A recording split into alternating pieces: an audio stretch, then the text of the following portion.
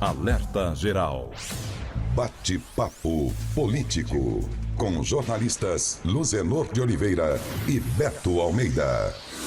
São 7h19. A quarta-feira é marcada pelo último dia do período de convenções partidárias para a escolha dos candidatos a prefeito, a vice-prefeito e a vereador. O repórter Sátiro Salles tem outras informações sobre essa que é uma das etapas mais importantes do processo eleitoral de 2020. O quadro eleitoral com candidatos a prefeito, a vice-prefeito e vereador nos 184 municípios do Ceará fica definido até a meia-noite desta quarta-feira, com o encerramento das convenções partidárias. Após terem os nomes homologados pelas convenções, os candidatos, por meio dos partidos aos quais são filiados, pedem registro na Justiça Eleitoral. E com o deferimento do registro, os candidatos ficam aptos a concorrer às eleições e podem cair em campo, especialmente pelas redes sociais, para brigar pelos votos dos 6,5 milhões de eleitores distribuídos entre as 184 cidades do Ceará. Em todo o Brasil, são 147.918.483 eleitores, aptos a votar para prefeito e vereador nos 5.568 municípios. O Tribunal Superior Eleitoral, o TSE, estima que, no primeiro turno, 700 mil candidatos disputem a preferência dos eleitores. Deste total, 69.078 pessoas serão escolhidas para representar as prefeituras e as câmaras municipais. Serão eleitos 57.942 vereadores, 5.568 prefeitos e 5.568 vice-prefeitos. Entre as 184 cidades do Ceará, Fortaleza tem o maior número de vereadores. São 43 vagas na Câmara Municipal, enquanto cidades do tamanho de Grangeiro, com pouco mais de 5.200 eleitores, na região do Cariri, tem 9 vereadores.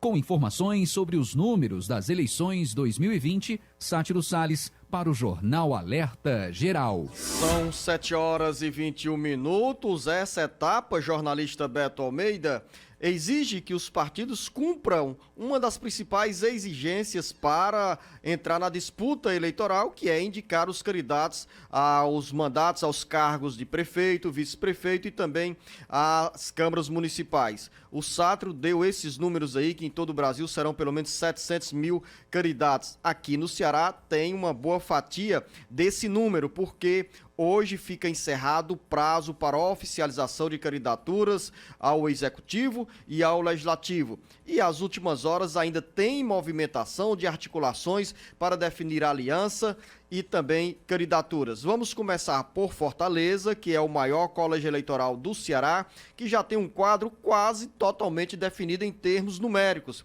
Nós teremos pelo menos 10 candidatos à prefeitura, à sucessão do prefeito Roberto Cláudio. Mas para o último dia ficaram pelo menos 3 convenções partidárias, do PCdoB, do PV e do PT. Jornalista Beto Almeida, entre os partidos que irão realizar a convenção nesta quarta-feira na corrida pela Prefeitura de Fortaleza, Luiziane Lins chega, que é entre os principais partidos com maior estrutura, sem aliança e também sem uma chapa definida.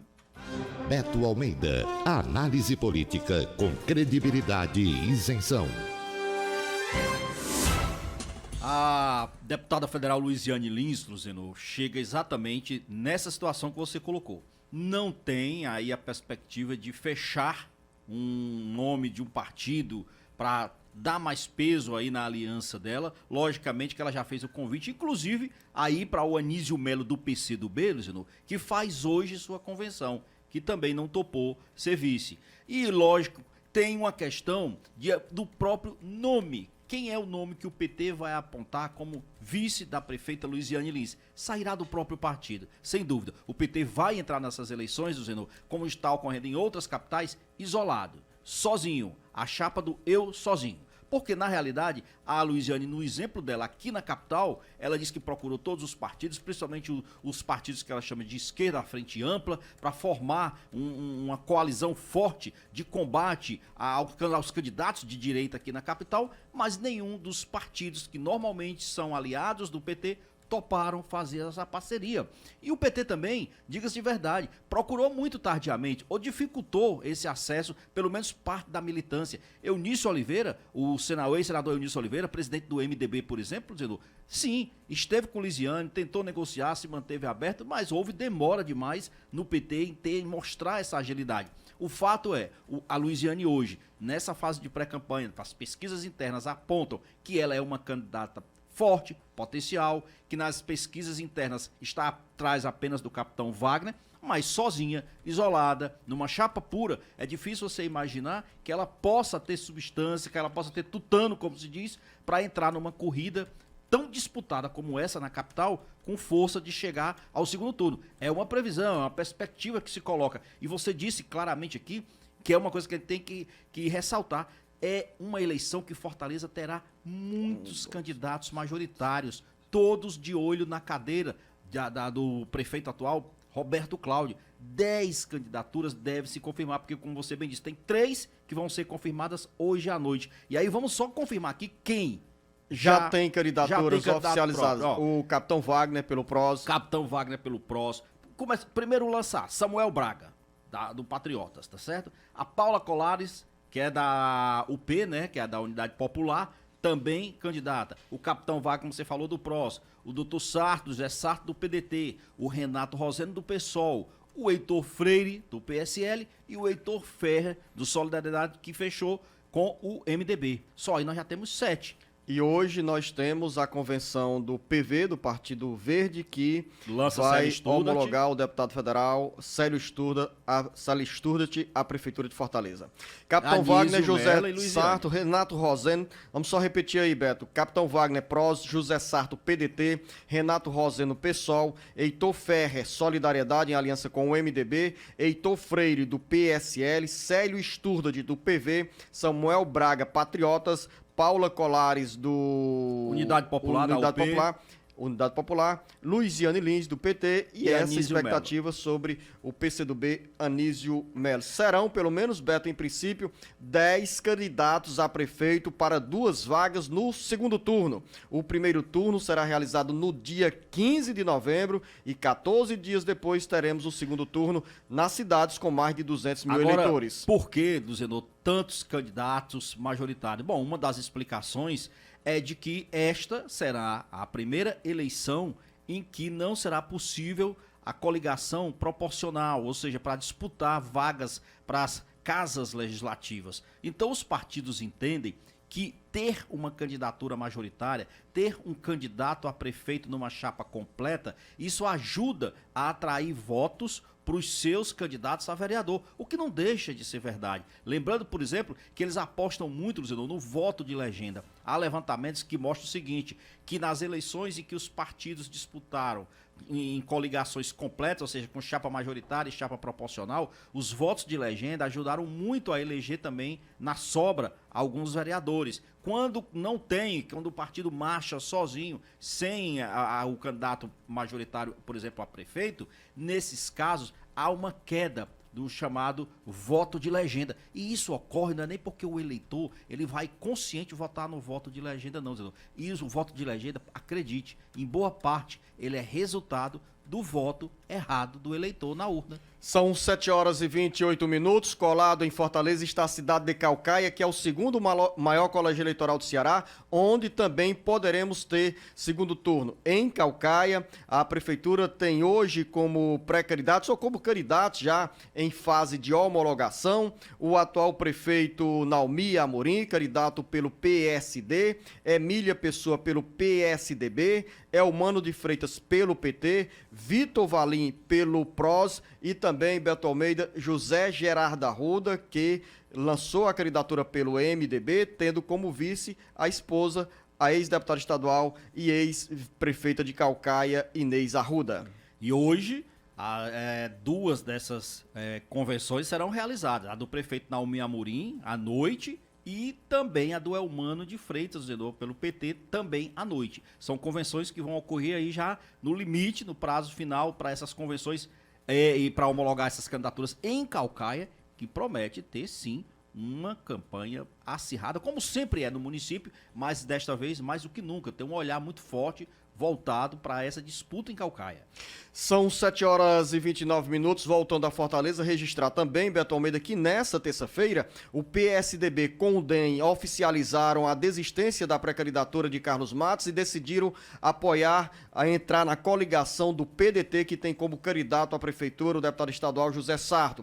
Do outro lado, o MDB com o Solidariedade lançaram a chapa Heitor Ferrer, Walter Cavalcante à prefeitura da capital. Exato, Luzenor. E aí, detalhe, o senador Tasso Gereissati, nessa convenção do PSDB e do DEM, do Democratas, conjuntamente, que foi realizada no Ideal Clube de ontem, o senador Tasso encaminhou um vídeo. Ele não esteve presente lá, né? Exatamente por ser um homem que já está dentro da chamada fase de risco aí para a Covid, mas mandou um vídeo Meus onde ele amigos esclarece tucanos de e justifica Fortaleza, por que hoje da nós decisão do PSDB em fazer esse apoio ao PDT e não lançar qual é o rumo a candidatura própria que nós vamos ter. do Carlos Matos. E ele diz, Zenô, entre outras coisas, o seguinte: olha, foi quase unânime, dizendo que a unanimidade nunca vai existir, que houve sim algumas divergências, mas foi quase unânime o entendimento de que o candidato do PDT, José Sarto, reúne as condições para Fortaleza, inclusive dentro dos projetos espelhados nos quais o PSDB acredita. Ele disse que não houve outro fato a não ser uma avaliação desse quadro real. Naturalmente, diga-se de passagem aqui para a gente ressaltar o seguinte: há uma divisão, claro, porque a própria bancada do PSDB aqui na Assembleia Legislativa não está aí apostando nessa candidatura. 7h31, vamos continuar falando sobre eleições municipais daqui a pouco, dentro do bate-papo político. Também vamos falar sobre o bom desempenho de escolas municipais do Ceará na avaliação nacional do IDEB. O Ceará inteiro ligado através da informação. Alerta Geral. Alerta Geral. São 7h33, as boas notícias sobre a melhoria do desempenho da educação pública do Ceará. Escolas municipais ganham destaque nacional do IDEB. As informações com Carlos Alberto. Quanto maior e melhor for o investimento, mais resultados positivos serão colhidos no ensino público. Essa é a avaliação de educadores que sentem de perto as transformações no ensino público a partir da boa gestão e do planejamento voltados à melhoria da infraestrutura das escolas, ao estímulo e à dedicação de professores e estudantes. Um levantamento mostra que a realidade de gasto por aluno nas redes municipais tem relação com os resultados educacionais revelados pelo IDEB, o Índice de Desenvolvimento da Educação Básica. O indicador médio das redes varia de 1,4 ponto, a depender do nível do investimento dos municípios. O indicador é calculado a cada 2 anos pelo INEP, o Instituto Nacional de Estudos e Pesquisas Educacionais, órgão do MEC. Para chegar ao índice, são levados em conta o desempenho dos estudantes em avaliação de matemática e língua portuguesa, chamada SAEB, e as taxas de aprovação escolar. A avaliação federal é feita ao fim de 3 etapas: anos iniciais, 5º ano e finais, 9º ano do ensino fundamental e no último ano do ensino médio. Entre os municípios com IDEB calculado, 26% têm orçamentos anuais de educação equivalentes a até R$ 4.500 por aluno. Quase a mesma proporção, 27%, conta com orçamento entre R$ 5.680 e R$ 7.000, que tem a média IDEB 6,2, ou 1,2 pontos superior ao grupo com menores orçamentos. Cidades do Ceará, como Granja, Pires Ferreira, Sobral e Mucambo, estão entre os destaques em todo o Brasil de avanços e melhorias no ensino fundamental. Com informações da área da educação, para o Jornal Alerta Geral, Carlos Alberto.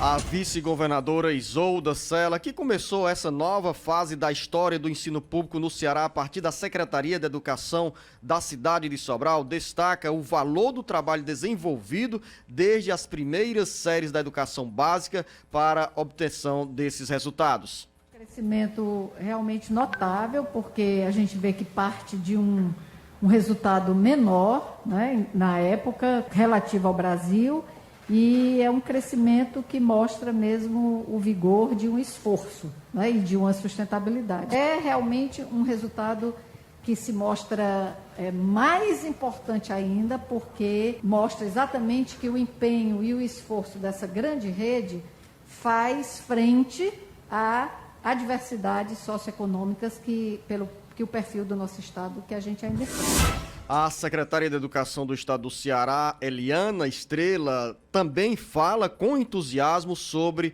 esse avanço do ensino no Ceará.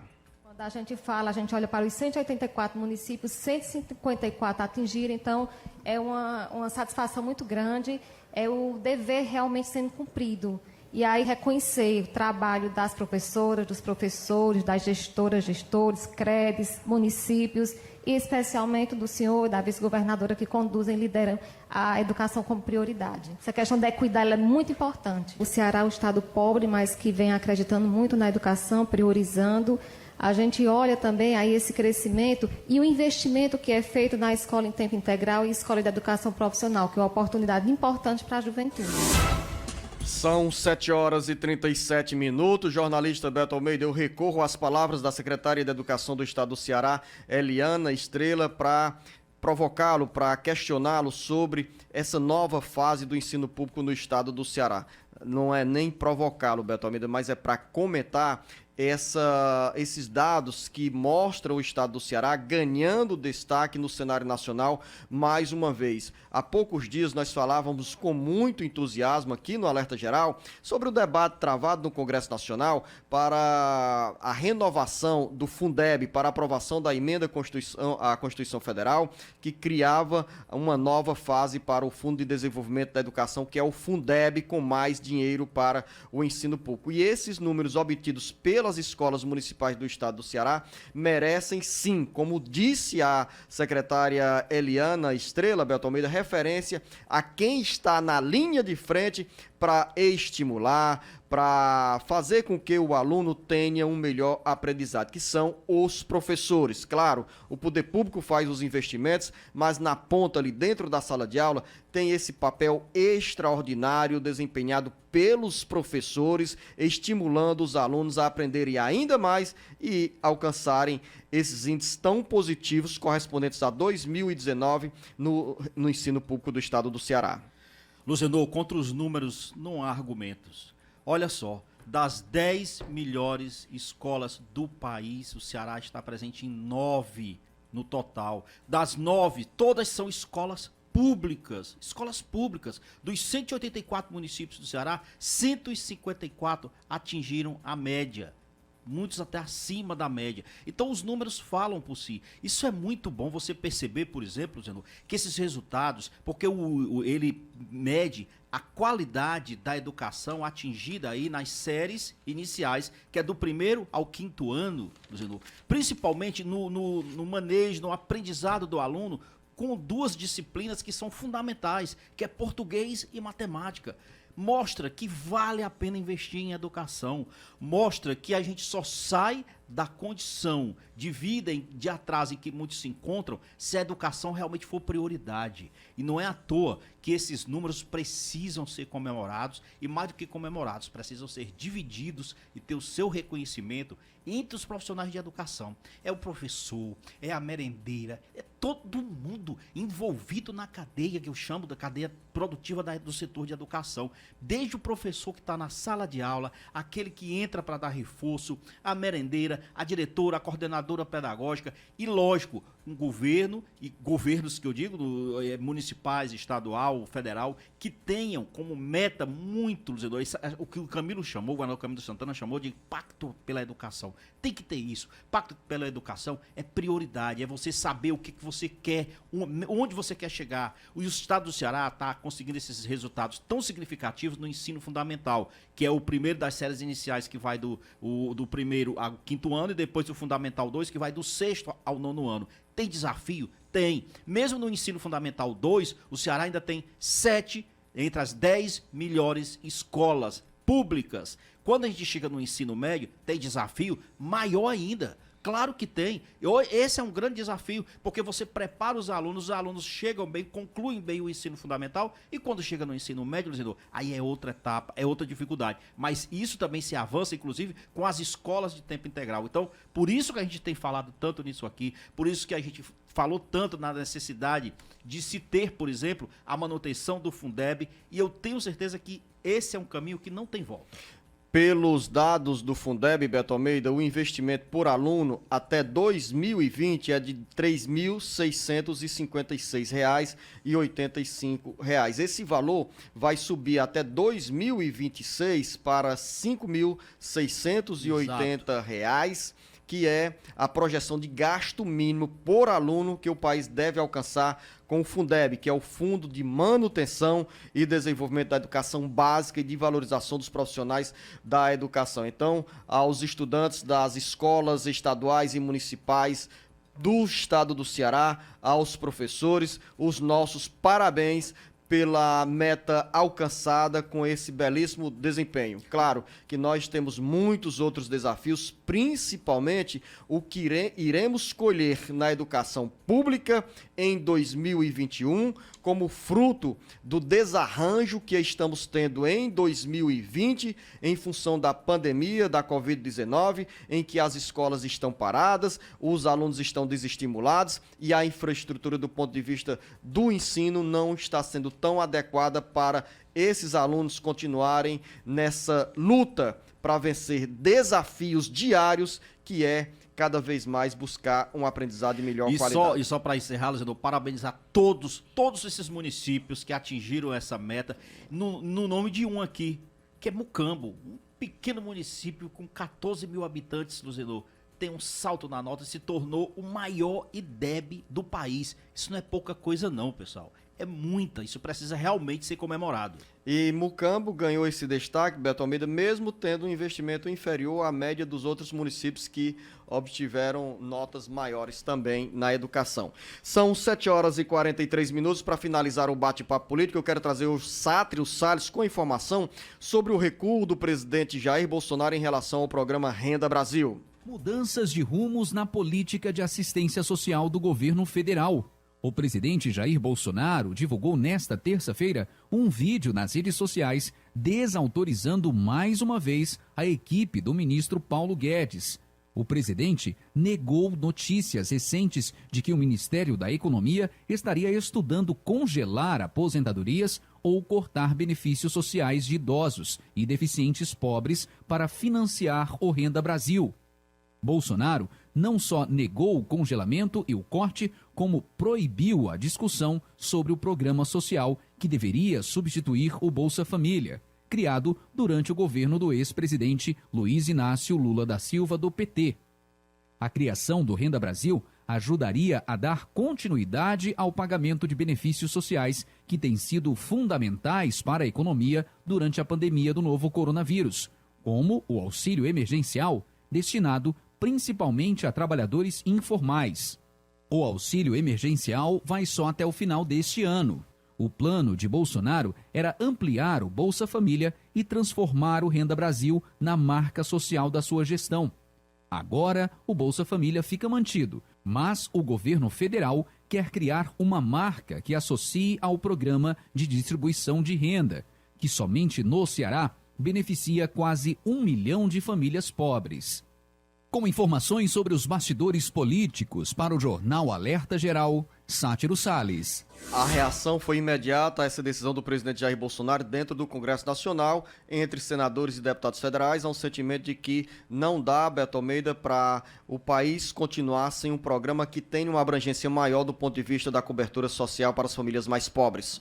Sem dúvida, Luciano. E olha só, o presidente Jair Bolsonaro disse que desistiu, aplicou aí uma verdadeira reprimenda na equipe econômica, como se a equipe econômica sozinha tomasse as decisões. É aquilo que nós já falamos aqui. Lança-se uma ideia, vê como é que essa ideia tem reação diante da sociedade, diante dos políticos, e dependendo de qual for a reação, o presidente recua e naturalmente repassa o pito para alguém. No caso aí, alguém da equipe econômica, em que ele ameaçou inclusive dar cartão vermelho, porque disse que não vai tirar de pobres para redistribuir dos pobres. No caso, ele estava se referindo àquela proposta maldosa, cruel, que foi colocada no início da semana, já no final de semana circulando, de congelar as aposentadorias do INSS, dos aposentados, para com isso ter renda suficiente para